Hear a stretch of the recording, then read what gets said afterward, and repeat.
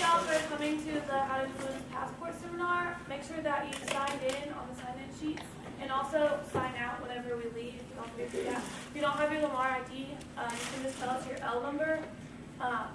Make sure you don't use your residence card because that won't work and you won't get credit. And if you'll help me welcome our guest speaker, it's Forrest Hamilton. He's with Universal. Raise your hand if you've heard me speak before. Got okay, about 5 or 6. Did any of you reach out to me after the class? You did, and you did. All right. And if I didn't reconnect, this Saturday we are doing some of the mentors, so just grab me after, and you guys will be first 2 for the mentor sessions. Okay. As she said, Forrest Hamilton is my name. I came all the way from Florida at 3 o'clock this morning to speak to you. I was coming home anyway, but I mean, still made it here. This is my daughter, Taylin. It's my oldest daughter. Her name's Taylin. All right. She's a little shy, but she said, "Dad, can I go to college with you?" I'll tell you a quick story before I get to how to influence. I put her in timeout. I think she was about 4. She's now 7, just turned 7. Put her in timeout, and she's like, "When can I get out of timeout?" I was like, at this point, I was like, "Well, maybe never if you don't change your attitude." She's like, "But I never got to go to college." Right? I thought that was pretty cute. So here we are. We made it to college. We're going to talk about how to influence today. And usually, those that have been in my talks before, I tell a lot of stories because stories are what life is really run by.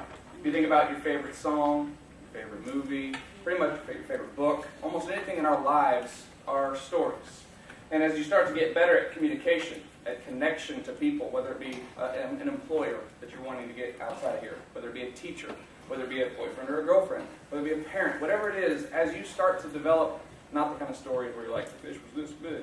No, like you kind of just stories about that are true, that are genuine about you. You'll start to find that you can relate and connect to anybody. So it doesn't really matter where you're from. The reason that I relate well to just about any group, I speak all over the country. I've spoken in Canada, spoken in Japan, spoken in Israel. The reason I'm able to speak and connect to people is because there's not anybody in this room that started out more poor or has ever been more poor than I was. My dad delivered me out in the woods in Washington State when I was born. I had no running water or electricity. I was about 15 years old. I mean, when you talk about poor, I was poor. But then, it's all about, influence is about not letting those circumstances, whatever your circumstances are, dictate where you go in your life. So as we go through some of this, I put together this for anyone know who Jillian Michaels is? The workout girl. She's like our Biggest Loser, I think is the show she's on. I was asked to speak at a big fitness conference in Canada 2 months ago. And I speak on gold investments usually. That's what I do. It's gold. And Universal Coin is a company here in Beaumont. And I've been working for almost 20 years. So they asked me, "Hey, will you speak at our workout fitness deal, Canadian Fitness Pros?" I was like, "Why do you want me to talk at this thing?" And they're like, "Well, we watched you speak in Los Angeles at this big film festival. I have a small film company, and they said, we just loved your story. We'd like for you to put together some things for our people at this big." It's the largest fitness show, like 70,000 people at the show. I'm like, okay, I mean, yeah, sure, you're going to pay me, a lot of money. And sounds like fun. And so I'm like, "What do you want me to speak on?" They're like, "You tell us." So I came up with how to be financially fit in any economy, right? So I was able to use my financial background with gold investments, but also had a little tie-in, right? How to build a $100 million business, how to find your hidden revenue streams. I put together all these talks.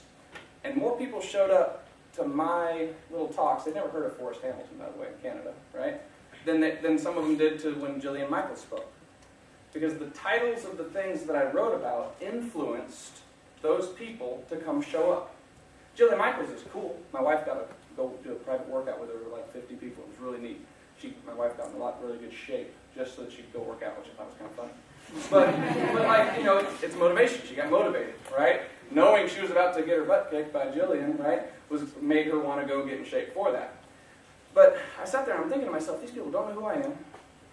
But why did they come? Why did hundreds of people or thousands of people end up coming to mine and only a few hundred maybe to hers?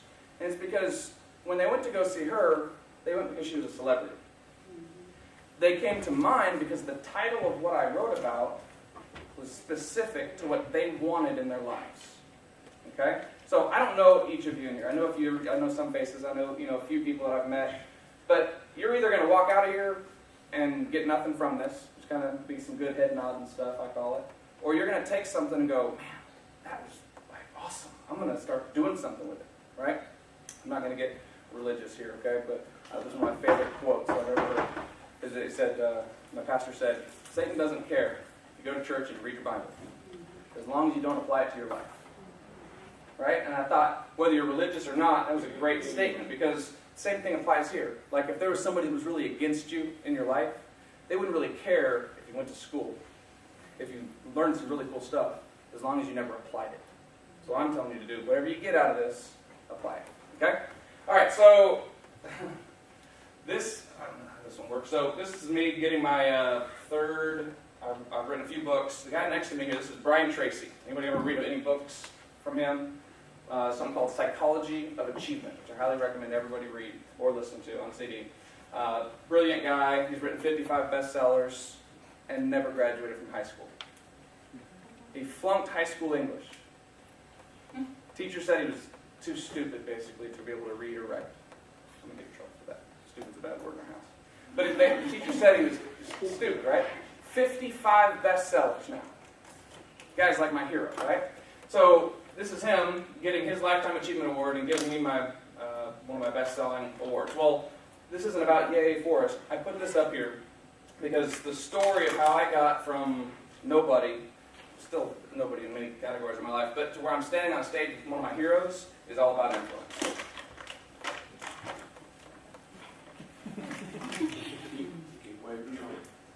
All right, let's see.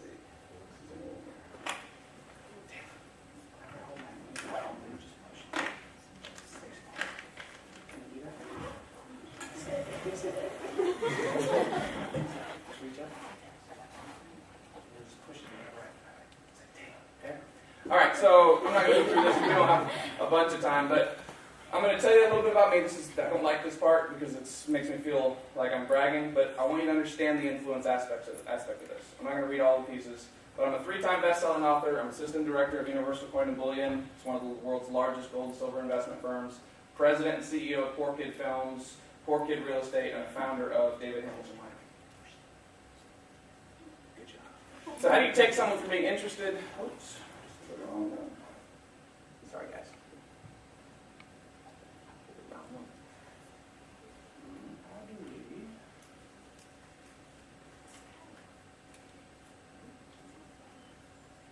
Technical difficulties. So while we're doing this, I'll just tell you, we literally got up at 3 o'clock in the morning and went to the airport. We were right outside of Disney World. And we had a fun time. Did you have fun?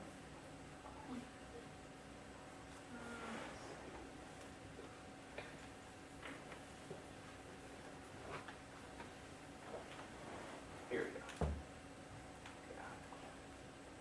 Now, there we go. All right. So why is influence important? What if I could show you how to take someone that has a fleeting interest in you and turn them into a raving fan, an employer, and a powerful referral machine all in one? And do it using a method that's authentic, natural, and enjoyable for both of you. I'm going to say employer a lot, but anywhere in this presentation, if you want to substitute that for teammate, friend, what an employee, if you have somebody that works for you, right? Just know that whoever it is you're attempting to influence, I shaped this around it being an employer, but it's interchangeable just as far as communication goes.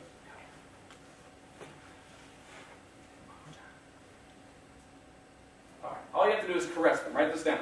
Caress, a little system that I developed based on the work of somebody named Robert Cialdini, who wrote Psychology of Influence, how to influence people. Caress stands for C is commitment. If they commit, they will submit. A is authority. Study, learn, and understand the value of authority. R is reciprocity. Cokes and calendars, which makes no sense to you, but I'll get to that. E is endearing. Be likable. Like plus trust equals yes. S is social proof. Referrals, testimonials, and letters of recommendation are massively important. And finally, the last S is scarcity. Be so valuable, they don't want to miss out. We'll go back over them, and we're going to go over these throughout this presentation. So just note, CARES stands for commitment, authority, reciprocity, endearing, social proof, and scarcity. People's ability to understand the factors that affect their behavior is surprisingly poor. That's Dr. Children. All right, commitment. It's the state or quality of being dedicated to a cause or an activity, a pledge or a promise. One thing I do in a lot of my books, a lot of my speaking, I break down words so that I can understand them better. We hear things, a lot of times we hear a word, we say it our whole life, we don't really understand what it means. First time I heard George Carlin say, why is it that we drive on a parkway and we park on a driveway? Well, I never thought of that. I just knew that this was called a driveway. It didn't make sense to me that we didn't really drive on it, we parked on it, right? So as I break down things, I begin to understand them more. So don't just go, yeah, I knew that. Don't just be a head nodder. Try to understand this to a little different level than you have. So think of commitment in your life. It's a pledge or a promise. An engagement or an obligation that restricts freedom of action. Today, I wanted to cancel this. Not because I didn't want to see you guys. I was tired. Getting up at 3 in the morning after getting about 3 hours of sleep, traveling across the country with, she's not my only daughter. I have 3 daughters. She's the oldest. So I have 7, 5, and 2. So I traveled with 4 women for 10 days worth of luggage. All right? I'm exhausted. And I tried like 10 times to cancel this, mentally. But I didn't, because I committed to be here. They don't pay me. They give me a neat little gift, a little coffee mug sometimes, right? But I do this because somebody stood up in front of me one time, or a few times, and said a few words that changed the direction of my life. And if I can do that for one of you, all of you would be better, but if I do it for one of you, that's what I want. So that commitment, it was like, but they'll understand. They've got somebody else. No, but I committed. It restricted my freedom of action. Because I not just said it, I didn't just say it. I like to send an email. Yes, I'll be there. An agreement to follow through with something. Go, Taylor. People do not like to back out of things, especially if they've given that commitment verbally or in writing. Once an employer, a friend, or a teammate acknowledges something is important to them, they feel committed and obligated to follow through. Go, Taylor. Okay, so Thomas Moriarty. This is a cool, this is in that Robert Cialdini's book, How to Influence. So he does this on New York Beach. A lot of people don't know there's really actually a beach on New York Beach. But he did this experiment, I think it was back in like the 70s. And they put out these towels. So imagine some girl laying on her towel, just hanging out. And then there's a space of about, say, 5 to 8 feet. So they took 2 people, went down, 2 little professors. One guy laid out a towel and he laid down with his little radio. He just lay there for a few minutes, listen to the radio. Then he gets up and just walks off down the beach. No big deal, right? Didn't say anything to the girl that's laying there, random girl. Then they send a second person in that's part of the team, right? He runs in, grabs the radio, and takes off running. I think it was, 4 out of 20 challenged the thief, the girl that was sitting there. 4 out of 20 different test subjects that they did this with were like, no, wait, or like chased them down. Not many, right? But then they did something crazy. They did the exact same thing, laid down their towel, sat down, same amount of time, listened to the radio, and then right before they walked off, they said, excuse me, ma'am, will you watch this for me? And they got a verbal yes. Oh, yeah, sure. Anybody ever do that? Hey, would you watch this? I'm just going to go to the restroom real quick. It's like it becomes yours. People talking to you like, shh. Watch this, right? 19 of the 20 people, when they asked them, will you watch this? Didn't get to know them. Not on one little bitty difference. 19 of 20, like chased the people down. In some cases they tackled them. In some cases they were calling 911. I mean, it was like taking it back from them because of that little verbal commitment. Pretty cool experiment, right? So think about that in your life. How do you get, though, now you understand commitment maybe a little bit better, right? How subtle it is. How do you get an employer to commit to you? Like, that doesn't even make sense. Like, I want to work for this person. How do I get them to commit to me? Well, sometimes it's not specifically to me. What I do, if I'm going to go look for a job, I'm going to study that employer. I'm going to find out what is important to him or her. What is it that they say is really important to them? And then when I'm in my interview, I'm going to be talking about some of those things. Because now they've already verbally said it. They've put it in writing. They've said it's something that they're passionate about, right? And then if I can get them to say yes to something, so I'll say, because if you're in an interview and you don't ask questions, your employer immediately is thinking, they're just here for another job, just over broke, right? No, for me, when I do interviews, I want the person engaging. I want them basically evaluating me to make sure that this is something they really want to do, that it's right for them too, not just that they want a paycheck. So when you ask a question, though, you should ask questions like, I was reading on your website, or, I asked some people about your company that used to work here or that currently work here. Just those words, before you say what you're going to say, changed my mindset about you. I'm already like, one for them. They researched. They asked questions. They found something out. And then if they box me, essentially create a commitment. So when you're sick, on your website you said it's very important for you to give back to community. Is that right, Forrest? Well, yes. Well, it just so happens that I, as the person that's trying to get the job, also find that to be very important to me. And here's what I would do if I worked for you. Well, all of a sudden, now I'm almost a bad guy if I don't hire this person. You understand that? Just that tiny little bit of commitment, okay? In the process of your relationship, whether in person, over the phone, or email, find ways to get the potential employer to commit to something. Get them involved in a cause or a goal that ties into the passions they've already stated are important to them. This can mean they stated it verbally, in writing, publicly, on their website, Facebook, Twitter, etc. Right? We have so many ways now to communicate and understand our employers or our friends or whoever it is we're trying to connect to. Okay? Doing a great job. Unless commitment is made, there are only promises and hopes, but no plans. They say 97% of people in the world will never write down their goals. It's a very consistent stat, like their life goals. I'm not going to ask you if you have or have not at this point, but if you haven't, break the trend, right? Go ahead and do that. Write them down, just like 10 life goals. You don't have to do it right now, just at some point. Because what happens is your mind starts working on it in your subconscious when you do that. You didn't commit to it, you just kind of wrote them down. Well, now they're goals. They're still not plans.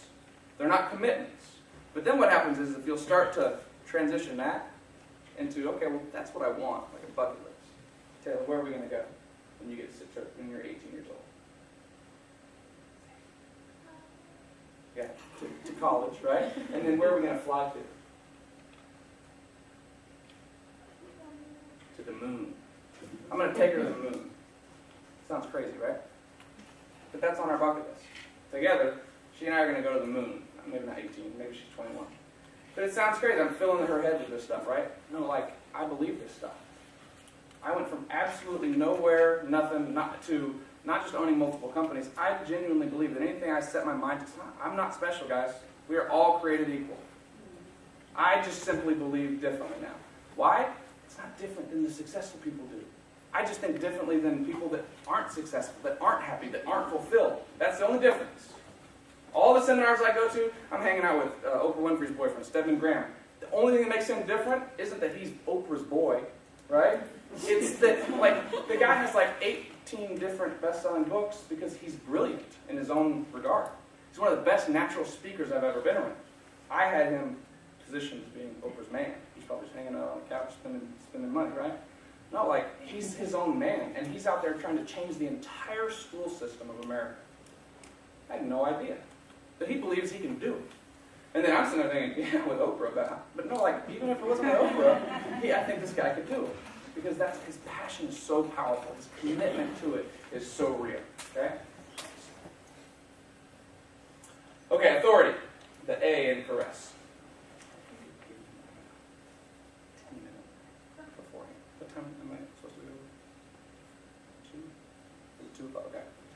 I get going and I don't like to stop. So you have to, if you gotta leave, right at 2, I understand. Sometimes I run a little over. Authority, the power to determine, adjudicate, or otherwise settle issues or disputes. Jurisdiction, the right or control, command, or determine. The right to control, command, or determine.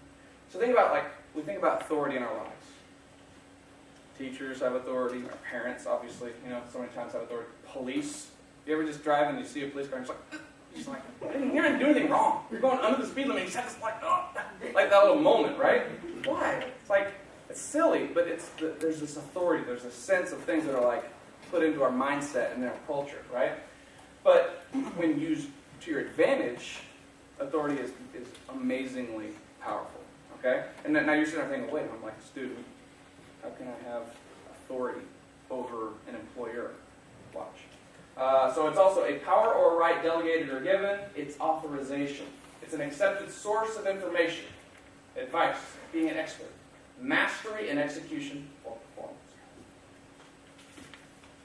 Many people respond with a click-whir obedience when it comes to dealing with authority. In other words, it's automatic. They see authority and they take action without much, if any, thought.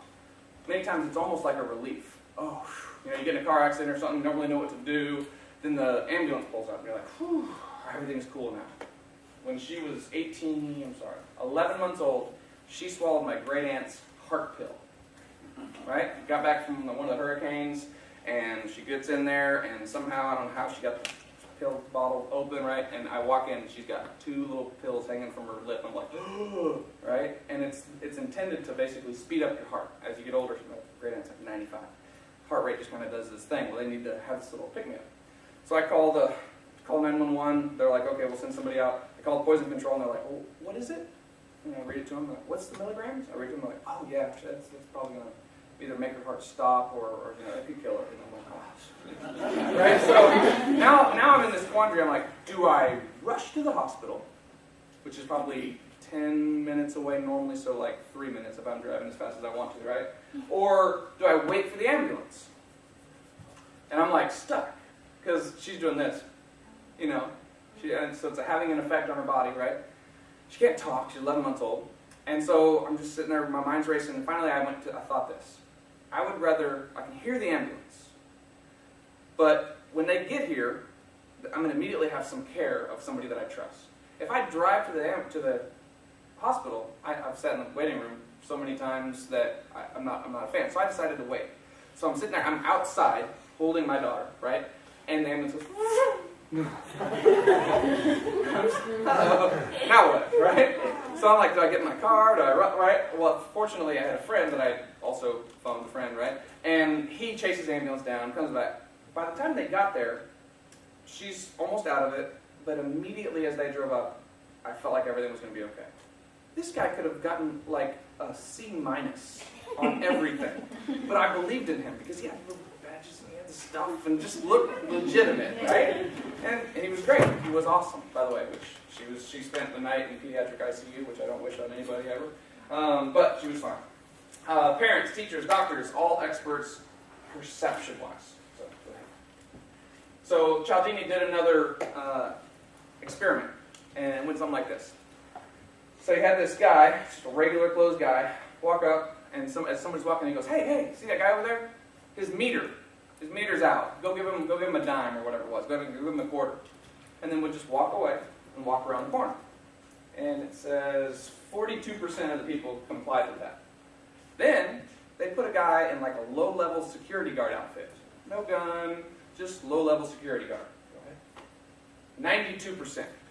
Guy said the same words. Hey, see that guy over there? His meter ran out. Go give him a dime. And then he walked away and walked around the corner. Why is it important that he walked around the corner? Out of sight, which does what? What's that? Remove him from the scene. Right. It's not, when you're getting watched, you kind of really feel like you have to do it, right? Whether it's a security guard or somebody else, if they're like sitting there watching you afterwards, you can't. But they're gone now, so you could easily just not do it. But 92% of the people went ahead and did it. When the low-level security, not really a security guard, like costume, right? So it's that the authority of that makes people take action. All right. So how does that work now for you? Don't make stuff up. Number one, please, just don't say you're something that you're not. Okay? Because if anybody's trained on any of this stuff, I don't have time to go into all this stuff. I recently trained with a former CIA agent. The guy was on Shark Tank. I don't know if anybody watches Shark Tank, but his name's Jason Hansen. He's an awesome guy. But he was 10 years in the CIA. And he taught me everything from how to read body language to how to pick the lock on, handcuffs with a bobby pin, right? Keep a secret. I can't tell you that. In 2 months, there's going to be a Shark Tank episode that comes out, and you'll see me actually come out of a trunk. We filmed this in Vegas 2 weeks ago. Come out of a trunk and do this undo my handcuffs and then dive and roll into the cactus up near Utah. Right? We were filming an episode of his 1 year. He got a job with got a deal with Damon John. He got started FUBU, right? And so it's been 1 year. And he's done $2 million in business since getting his Shark Tank deal, right? And so I've become friends with Jason over the last couple of years. We speak on a couple of the same circuits. And he invited me. He said, hey, I'm going to be filming this. Do you want to be on Shark Tank? Yeah, right? And so we go up there. Well, the point is, guess how I got that gig? How does he call me? He got to call 6 people. 4 of the guys. One of the guys' names, I walk up, his name's Turf. I'm not kidding. He's like, I'm Turf. I'm an executive protection. I'm like, oh, all right, makes sense why Jason, CIA guy, would hire you, right? Bring you up. But why Forrest Hamilton? Influence. I've worked for the last 3 years since I met this guy to develop a friendship. It sometimes works. Sometimes friendships come very easy. Natural, you don't have to do anything to it. But there's times where if you really want a connection, you have to work at it. But you have to do it with integrity. You have to do it with honesty. And you can't do it with the intent to use somebody. Write those down if you haven't written much down. Because, people think, oh, gosh, you just used him for his influence, right? You wanted to be on... Well, no, guess what? I did want to be connected to this guy. But if he was a liar and a cheater and a hater, right? And if he was the guy, I don't want it. And I'm not going to utilize any influence to become close to him. But he's one of the coolest guys I've ever been around. He breaks the whole CIA, what I perceive CIA agents to be, breaks the mold. He's genuine, cares about other people. He's really he teaches a spy evasion course. He teaches you how to, get out of duct tape and stuff like that. On Today Show and Rachel Ray and all that stuff. You know what I'm talking about now? Yeah, so, he's all over the place because he's teaching these CIA secrets, right? But I work my tail off to connect to him. So that when it happened, when an opportunity created itself, he picks up the phone and calls me on his break phone because you can't track him down anyway, right? So again, I'm giving you lots of real life stories and examples because that's what influence is to me. It's basically life currency. It's you can run out of money. I've been broke and rich multiple times. From zero, negative hundreds of thousands of dollars, to hundreds of thousands of dollars just sitting in the bank doing nothing, and back to nothing. That stuff, that currency goes away very quickly, right? But life currency of influence, I can walk into any business in Texas, right? Let's use that let's say Beaumont, and have no real knowledge of that specific business and get them to hire me by telling just the truth, by just utilizing influence. So understand, it is a skill. I used to be terrified to stand up and speak in front of people. Still am somewhat. I still have to battle it every day. But then I learned that it's a learned skill. That if you connect to the passions for why you're doing something, and it's very important to you to go do that, and you start to actually read about it, and you start to practice it. We're driving, she's a little shy, you can tell, right? We're driving on the way here, and I'm telling her, you could become a speaker too. And she's melting into her seat. She has no desire to speak in front of anybody, right? But then, as I start to talk to her, she says, how do I do that? So you start reading about it, you start practicing it, you start watching videos, so you just practice. She's asking questions. You just practice speaking? So yeah, there's something called Toastmasters. That's what I did. I used to get panic attacks. My palms would sweat so bad, I'd turn bright red. I was terrified, 10 people. And I speak in front of thousands, and it still scares me. But now I have a set of things that I can do to make myself feel comfortable. Who's ever been, raise your hand if you've ever been part of a bad interview. You were the one trying to get the job. You ever been part of one? Yeah. So it's because of what you're thinking. Thinking about yourself. You don't feel like you're worthy. You don't feel like you have the ability, you're not capable, right? You don't really care. Whatever it is, and then all of a sudden, who's been in a good one where it's just everything goes so smooth? Exactly. So we're about to get to how that works. So, yeah. Okay, wait, Sarah. Good job. Tell your story. What is boring to you could be dynamic to the employer. I reached a point in my life where I stopped telling my story. And I have a business coach and he's like, why don't you tell your story? I'm like, I've said it so many times. Everybody's heard the different pieces of my story. It's not that interesting. And they're like, they don't understand. You have to tell your story because it's who you are. And that's what people will connect to. And then once you tell your story, they will start to listen to you more carefully, which is what's important right here. It says, don't just talk about your awards, don't just talk about your credentials or your acts of service. Sometimes talking about your failures is important. Because if you're confident enough to talk about your failures and how you overcame them, then what does your potential new boss think? That you could fail, right? And still find a way to succeed in his business or in her business, right? I'm constantly amazed at the wonderful and powerful accomplishments I find out about my friends and my employees that I had no idea. I'm driving with my wife. We spent probably 20 hours driving on this last 3-week trip we were on. And I'm telling her stories about a couple things that happened when I was growing up. She's like, I never knew that. I've been married for 8 years, right? We've been together like 13 years. And I told probably 10 stories that just, as we were driving, she would ask questions and I would just tell her stories. She's like, I never knew that. You're going to find that as you start to open up to your employer, right, or to a friend, or to a teammate, or whoever it is that you're working to influence, to get to know a little bit better, the stuff that comes out endears them to you. That's the endearing part we're going to get to. All right, so at our company, there's a guy named Mike Fulgens. There's some in companies you can do a few different marketing techniques. One of them is called the hero concept. At our business, at Universal Coin, we have a guy named Mike Fulgens who's won Investment Book of the Year for the country 4 times. The only guy in the business of gold to do that ever. He has 55 of these different awards, right, from the Numismatic Literary Guild. I can go on, I can read you. He helped to do the Code of Ethics for the U.S. Postal Service. I mean, he's like this genius, amazing guy, right? And when I'm on the telephone with a client, and they're wanting to invest in gold, I do talk about gold. I do talk about the merits of gold, why it's good for their portfolio, diversification, but they've heard all that. What they're really looking for isn't the metal. They're looking for a guide. Because people are very uncertain about what's going on. You turn on the news, I'm going to let my kids watch the news because there's so much just garbage out there that just terrifies them, right? And it's like, if you can have somebody that can make you feel a little more confident, that they have an understanding of what's going on, that's who Mike Fulgens is to us. When I'm lost in the business, I turn to Mike. Well, my clients now do that.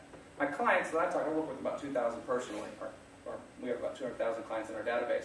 I work personally with about 2,000 of them. Every one of them knows Mike Fulgens' name. Maybe 10 of them have spoken to him. But if I say Mike, I don't have to say his last name.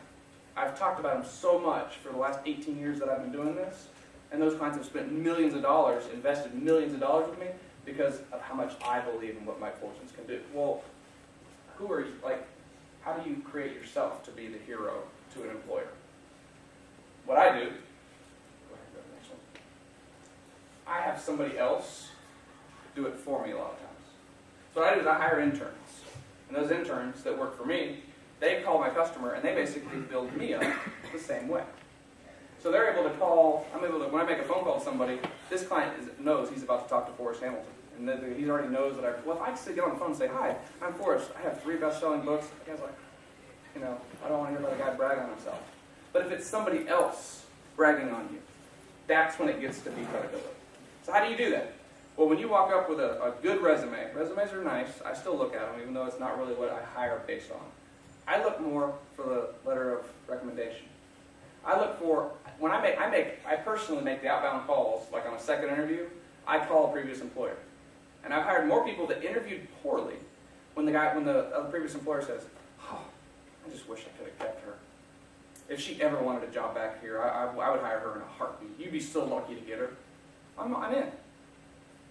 I don't even care if she interviewed badly. I'm going to hire her based on that sense of authority and credibility that came from that previous employer. So make sure that if you leave a job, make sure you leave on good terms.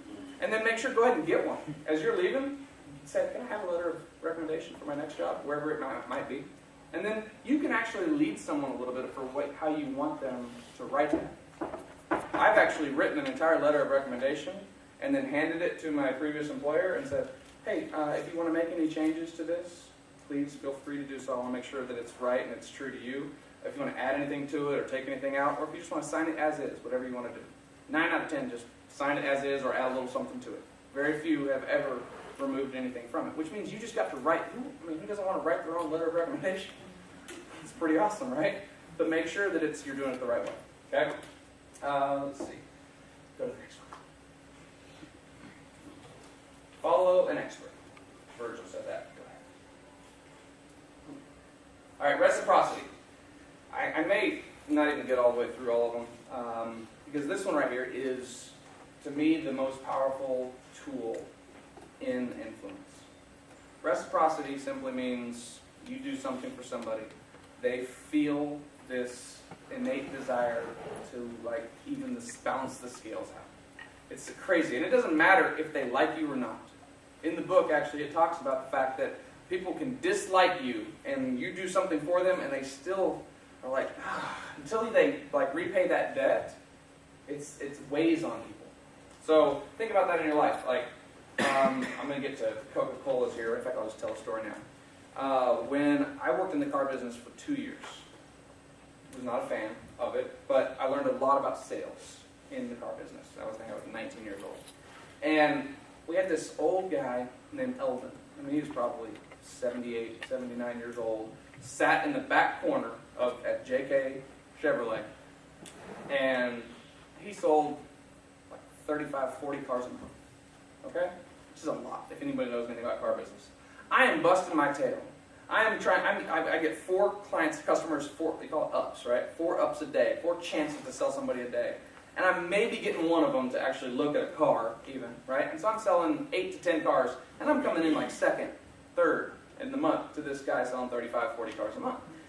And for a while, I got all the excuses. Oh, he's been here for 50 years, he knows the entire, whole area, knows his name by now. I just made up all these excuses. Many of them were true, but they didn't help. Then one day I did something totally crazy. How do you sell so many cars? He was like, oh, pull up a chair. Cokes and calendars. I was like, what do you mean, Cokes and calendars? He said, watch this. The next person that came in, walked up to him, and they're like, I'm looking for Eldon, right? And it's this referral system that he had. Oh, sure, hold on. Can I get you a Coke, Diet Coke, Sprite, or Dr. Pepper? And the customer would say, do you have water? Oh, sure, I can get you water too. And then he would do this thing where he had this pocket full of quarters, and he'd go, jingle, jingle. And as he walked out the door to the body shop, he would then get them the Coke that he had previously bought for 5 or 10 cents at Sam's, right, for these cases of them. But the customer saw he bought them this drink, this Coke. Right? And he'd come back and he'd wipe it really nice with this napkin and he'd, pop it for him and give it to him. And immediately the person was just like, they're sold. Right? They're done. There's this, and now he said, it may not get me the sale. He said, but it may get me 4 or 5 more closes. And in sales, you're only usually about 1 close away from a yes. When you're with an employer, you're only about 1 close away from a yes anyway. So if he gets 4 or 5 more, that's why his percentages were so high. The calendars part of it was this.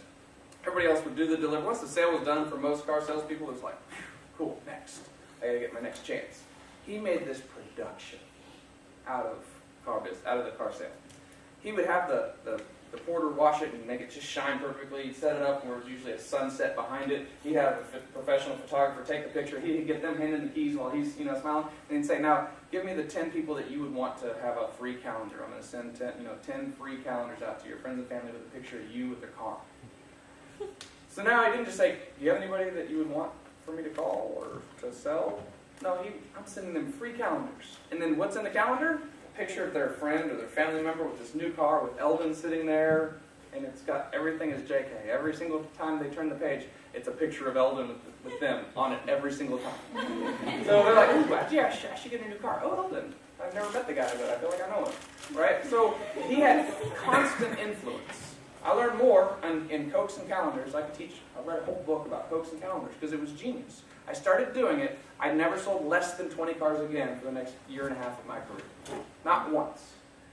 Just doing Cokes and Calendars. And I didn't even get a chance to do the calendar thing too much because, I mailed them out, but I left.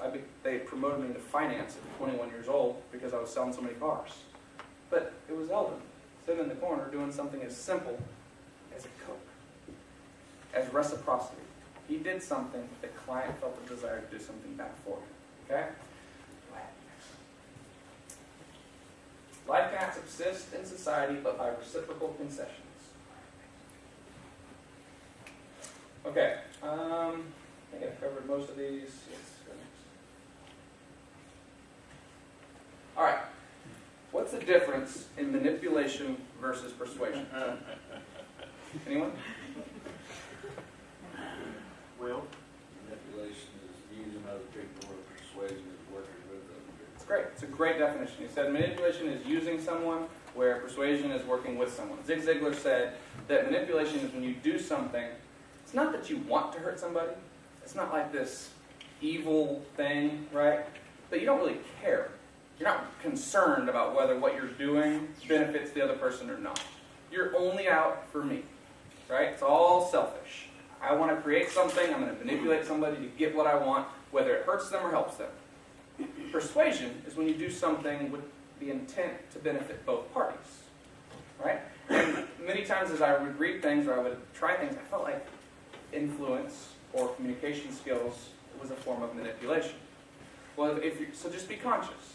If you're trying to manipulate somebody, let's say someone to get you a job even, and you're planning on giving really bad service, you're manipulating. If you're planning on just hanging out and just getting a paycheck, you're just manipulating.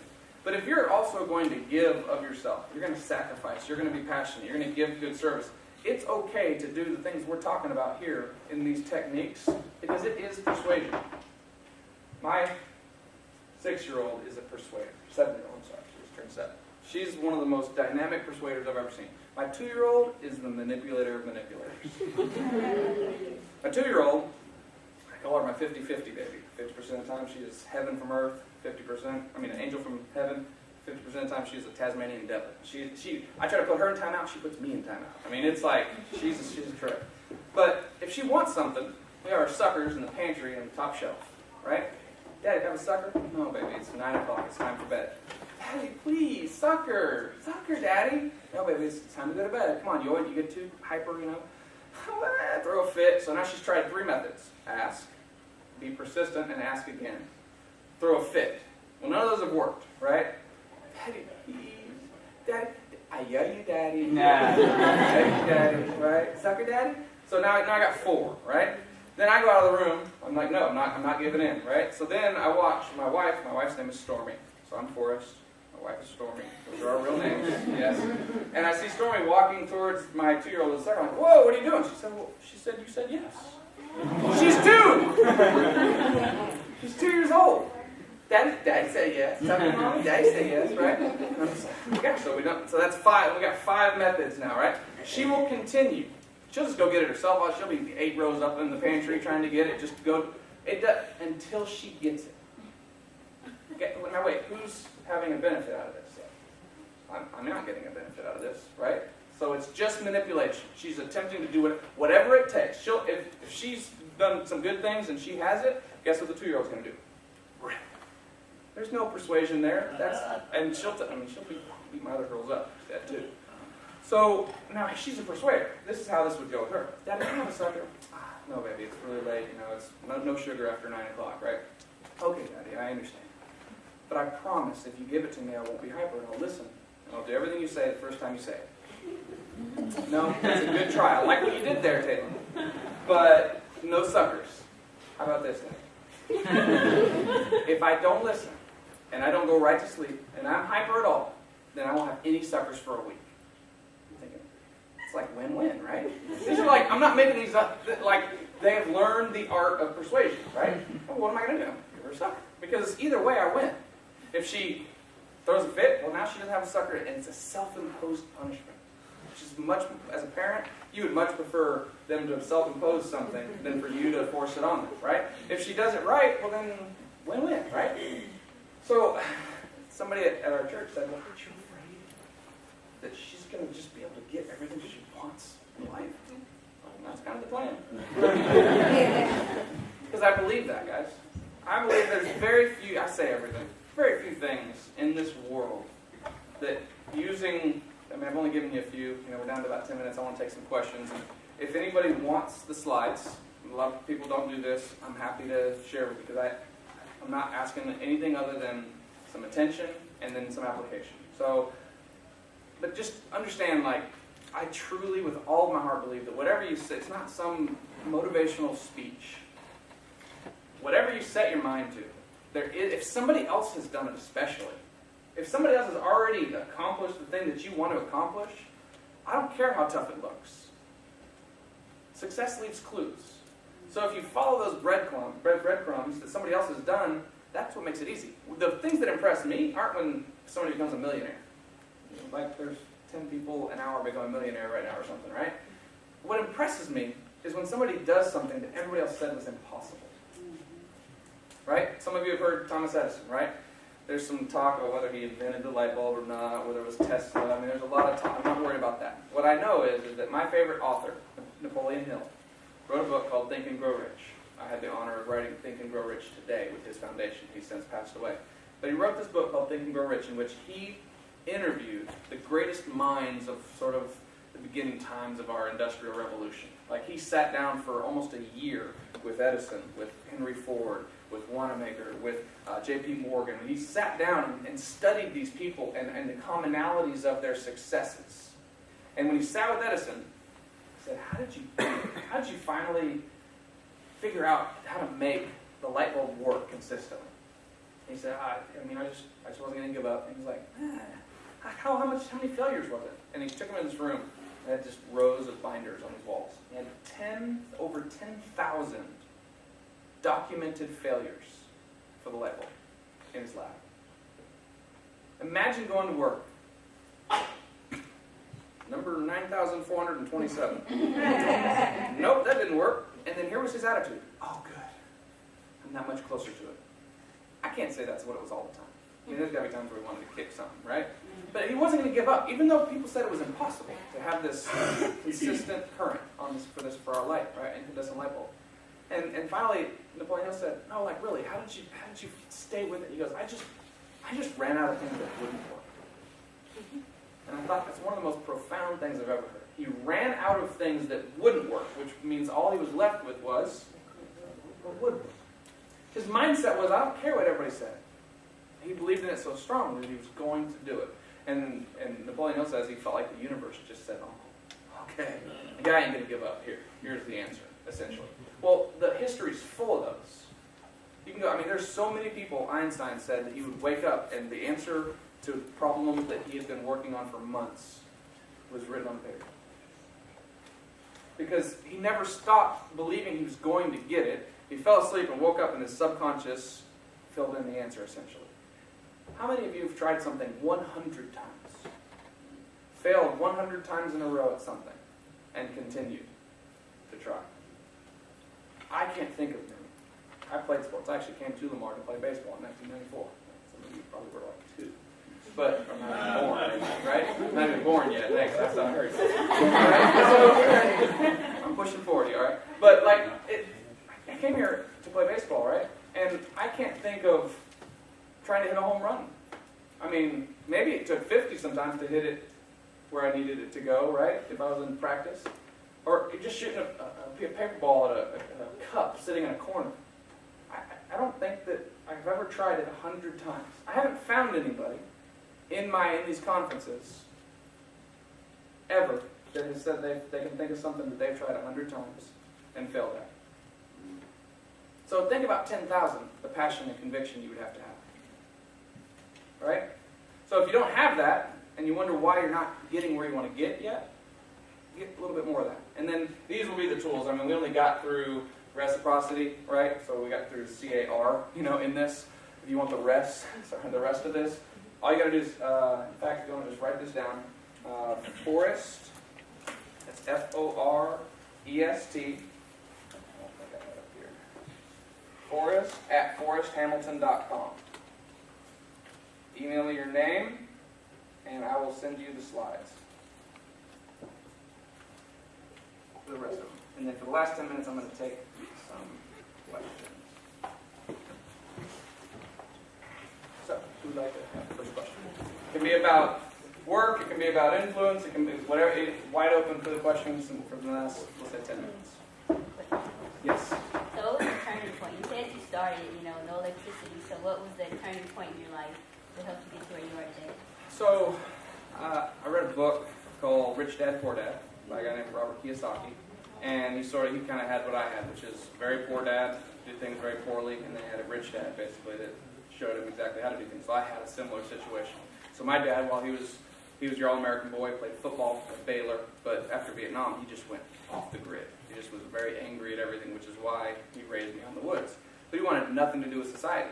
So if I'm following that example, I'm still, sawing logs in Washington or Oregon right now. Then my uncle, who lived here in Beaumont, he was a very passionate businessman. He was an entrepreneur, and I watched him take businesses from zero. I would come here during the summers, so I was here for a month to 2 months every single summer. I would watch him take a business from failing or zero to massively successful in a few months by minor changes. And I was so curious because I saw so many businesses failing. Like they say, 75% of all small businesses fail within 5 years, right? It's like, but every single one he touched worked. So I just started to study. It wasn't just him, it was Brian Tracy. I started to read books. I just read tons of books, right? And I know you've been in school for however many years at this point. You really want to read more books. But don't just read a book on how to get an A, right? In whatever class you're in. Like read a book that tells you how to go get what it is you want would be the best answer I could do. Because I started to realize there were other successful people that I could follow. And then I applied those things and I fell my butt off. And then all of a sudden I started to see my income go up. I started to see my confidence go up. And then now I'm not a serial billionaire yet, but I've watched what Richard Branson's been able to do. There's nothing that separates any of us from any of those people that you read about or see on television other than what we perceive of ourselves. Next question. Do you believe that success is defined by money? Oh, absolutely not. Not even close. No, money's nice. I've lived without money, and I've lived with money. I'd much rather live with money. Okay?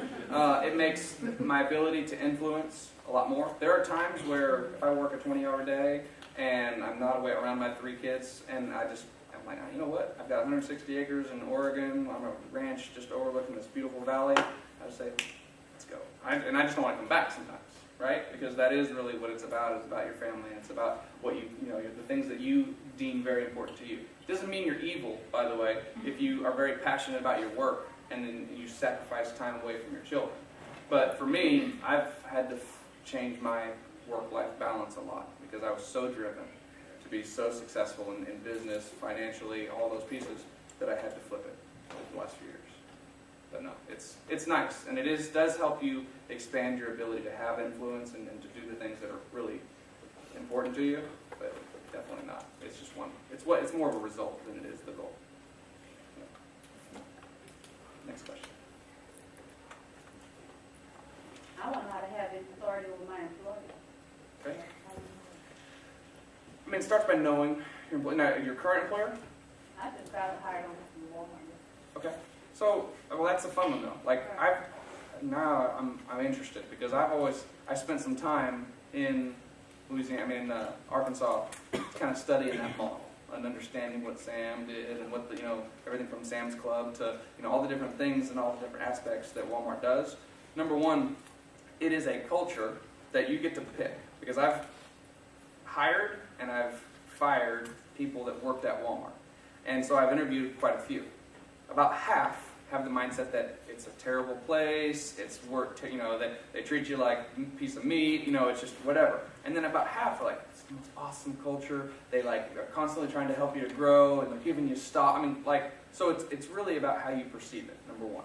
So what I would look for inside of your workplace is look for opportunities. Start asking questions, start showing value of yourself. Don't get caught in the water cooler, junk that's sitting over there about who's talking about this person or how bad they are. Like if you really want to grow and have some influence, start talking to them. Say, hey, can I have a 15-minute sit down? I'd like to know what is not just how quickly can I become promoted, but what's my benefit? Where can I have the most impact? Right? I don't feel like I'm utilizing all my skill sets that I have. Well, you immediately, those 3 or 4 words you just said, different trigger words, they're going to want to sit down with you because you just separated yourself from the pack. And that's really the short answer. Separate yourself. Find a way to make yourself of value to them and see that you have something that's different than what the masses do. Okay. Next question. What's that? Hang out with the winners. Hang out. That's right. They say Brian Tracy said that you are usually your income is usually the average of the 5 people you hang around the most. Your attitude is usually the average of the 5 people that you hang around the most. And I did have to remove a few people that I say friends, but they weren't really. They were more acquaintances that I felt obligated to hang out with at certain points. But they were a drain mentally, emotionally, things like that. So sometimes you do have to adjust your circles a little bit. So, all right, last couple questions. With your influence as far as the film business, I know somebody that just put their film into the Austin Film Festival. South by Southwest. Yeah, and they're waiting to hear back. If it were to progress into something good, how would you go about helping them, I guess? Or How would I personally? well, or get... So film business is it's a crazy business. I'm glad that I'm more of a silent partner in it's a company I started called Poor Kid Films, and it's something that the COO of our business, he lives in Hollywood. He does all the production of it. I basically just raise money, say yes or no, do some of the mergers, do some of the negotiations. So like our last 2 movies that were released, the hardest part is once your movie is bought, it's the production, the post-production, and the distribution that really eats away a lot of your time, a lot of your money, and it's a constant suck on your money. So the best thing to do would be to get them with somebody that's trustworthy in the business. To get an expert that's not just gonna kind of take them under their wing would be my recommendation. But if you want to get me their information, I'd be happy to at least point in the right direction.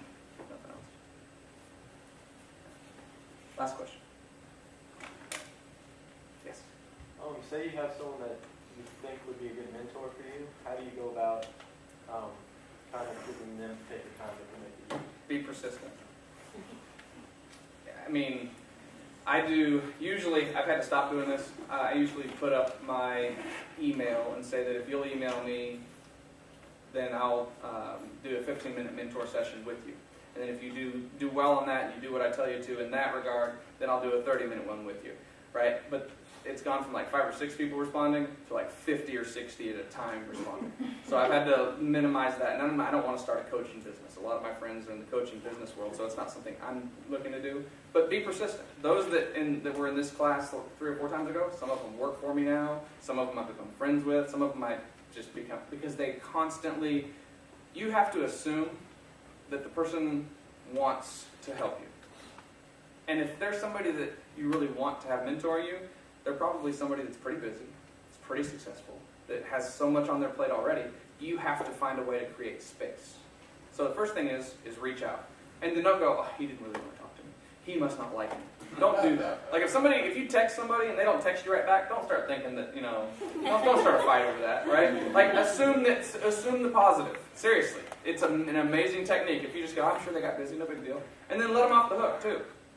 Like it's crazy. What'll happen is if you start telling people and say, hey, just so you know, sometimes if you text me, it may take me a little while. It's not because I'm ignoring you. Like if you'll just say those little things to preset a relationship, it's crazy how good it goes. Well, for you, like if y'all email me, it may take me a month before I send you these. But guess who's going to get these slides first? The person reminded you every week.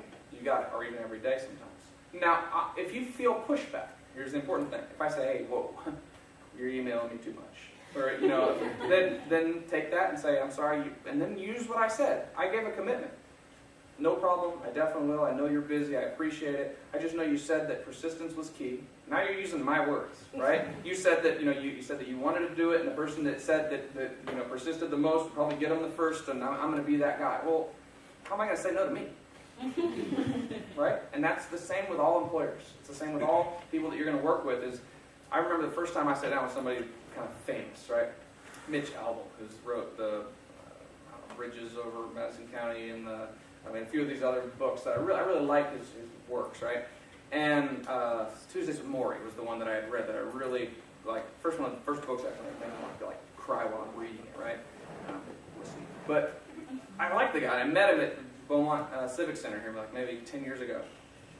And afterwards, I waited after and I had him sign some books. And I said, hey, I would like to visit with you. He said, sure, yeah, just email me, right? He said, a lot of people will email me. You got to be persistent, right? So I thought, okay. So I emailed him. I spent an hour on this email, and I sent it, and he didn't send anything back for a week. I thought, probably went to some guy who's not even reading it. He's not going to get it. Remember what he said. You gotta be persistent. So I sent another one. Nothing. On the 7th email, a month later, he sent back, I appreciate your persistence. When can we talk? And it was my first, wow, this stuff really works. And by the way, I was thinking negative stuff the entire time. I'm thinking, this guy hates me by now. He's probably got the police. That's like, I'm stalking him. I mean, I'm way deep into this. But as I learned from Brian Tracy, it took me 3 months to break into, I called Brian Tracy's offices in Solana Beach, California, in March of 2011. And I said, Brian Tracy, please. And I'm just, I'm goofing more than anything. I'm not thinking they're going to let me talk to him, right? And they didn't. They're like, oh, sure, yeah, no, it's $50,000 an hour. And I was like, what? And they're like, yeah, he'll talk to you. It's $50,000 for 1 hour of consultation. Just talk on the phone. We can set it up for you. I'm like, oh, no. I just want to say thanks for the books he wrote, right? I couldn't get in. They said, you can go to one of his seminars. Thousands of people go to his seminars. And I said, I don't want to be a face. I want to be a guy that says, hey, you helped change my life when I read your book, when I listened to your cassettes back then, right? And they're like, sure, just $50,000 or $25,000 for 30 minutes if you want. I'm just like, thanks for the great discount, right? No. But 3 months later, I knew every person in his office. I had sent flowers to one person. I had sent a silver coin to the director of his events. I had created influence. And I got a phone call that said, Forrest, his inner circle, there's 12 business people in his inner circle. They pay $100,000 a year to go to 4 weekends with him. And he wants to know if you'd like to join him. I'm like, I already told you I'm not spending $100,000 or $25,000. No. One of his inner circle members can't go. So he appreciated your persistence and wanted to see if you'd like to go to New Mexico this weekend. I'm like, this weekend? Like, in 2 days? They're like, yeah, it's last minute, but if you can make it. I said, what's it going to cost me? I got all these questions, right? My wife's sitting next to me going, did they just invite you to see Brian Tracy? I'm like, did I say yes, man? Yes. And I'm like, it's a trick. It's got to be a trick, right? Because we're doubters. We doubt. Well, I went. We hit it off. By the end of the thing, he's shaking everybody's hand. He gives me a hug. And he says, hey, you want to write a book with me? It's like my bucket list, right? And it became 3 best-selling books because of that influence, because of that connection, because of that passion and persistence. And when I walked up to him, first time I met him, he's like, you're the one that's been charming all my secretaries. I'm like, no, I'm happily married, but yes, I needed to get influence. Right? I needed to be different. I needed to separate myself. And he loved it. They love it. When we, as successful, passionate business people, you set yourself, I can go through the audience mostly just even watching how people react in these seminars and know who's going to do something with it or who wants to do something with it, who is probably not. There's no judgment. It's just more of a recognition piece, right? And you can see this light in people's eyes. And then that light, it's either going to get dimmed after you leave here and you go back to the same life you've been living, right? Genius comment. If you always do what you've always done, you always get what you've always got, right? So if you'll just take what I'm saying, some of this stuff, and you'll do a little bit of it, and don't let go, and don't quit, it's amazing. I know it says, oh, don't quit. No, it's like, really, don't quit. Right? All right, that's all I got. Any last questions? Forrest, Forest, at forresthamilton.com. And I appreciate it. Thank you guys.